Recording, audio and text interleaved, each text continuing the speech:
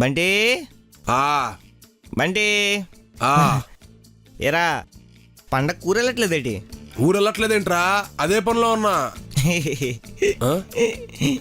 ఏంట్రా అట్నవుతున్నా? మరి లేకపోతే ఏంట్రా, సంక్రాంతికి ఊరు వెళ్ళాలంటే మినిమం దసరా నుంచి అయినా ప్లాన్ చేసుకోవాలి. ఒరే, చిరంజీవి గారి సినిమా ఫస్ట్ డే ఫస్ట్ షోకి రాత్రి ఫోన్ చేస్తే టికెట్లు తెచ్చిస్తారా? నాకు అంత పలుకుబడి ఉంది. నాకు దీనికి దసరా బుక్ చేసుకోవాలా? చూడు.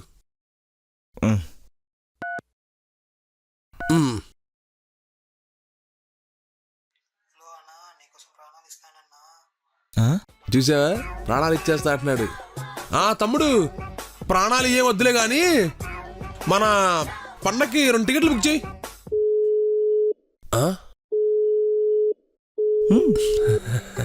సిగ్నల్ కట్టే ఉంటది, మళ్ళీ ఇంకోసారి చేద్దాం.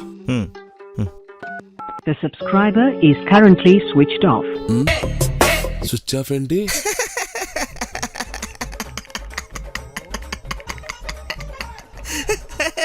ప్రాణాలు ఇచ్చేస్తాడు. అంత ఎటకారం పనికిరాదులే అమ్మా. ఆడు బుక్ చేయాల్సిన అవసరం ఏంటి? ఆన్లైన్లో నేనే బుక్ చేసుకుంటా. 5000, 4000, 6000 ఫ్లైట్ టికెట్లు ఓపెన్ చేసినట్టున్నాను. బస్ టికెట్లు ఓపెన్ చేస్తాను. హలో, ఫెస్టివల్ సీజన్ కదా, అవి బస్ టికెట్లే. ఏంటి బస్ టికెట్ ఫ్లైట్ టికెట్లు రేట్లా? అవునరా, మన వాళ్ళందరూ ఊరు వెళ్ళట్లేదా? వాళ్ళు నీకంటే ముందే ట్రై చేసి దొరక్క చివరాఖరికి రూమ్ లోనే పడుకున్నారు. నేనొక్కడనే బిల్డప్ కొట్టి బోల్తా పడ్డా అన్నమాట. సర్లేరా, నేను బాగా ఆలోచించాను. ప్రతిసారి ఇంట్లో వాళ్ళతో జరుపుకుంటాను. ఈసారి మన ఫ్రెండ్స్ అందరం కలిసి ఇక్కడే సెలబ్రేట్ చేసుకుందాం. పైగా పండక్కి 2 సినిమాలు రిలీజ్ కూడా ఉన్నాయి. అందరూ వెళ్ళిపోయారు కాబట్టి మన టికెట్లు ఫ్రీగా దొరికేస్తాయి.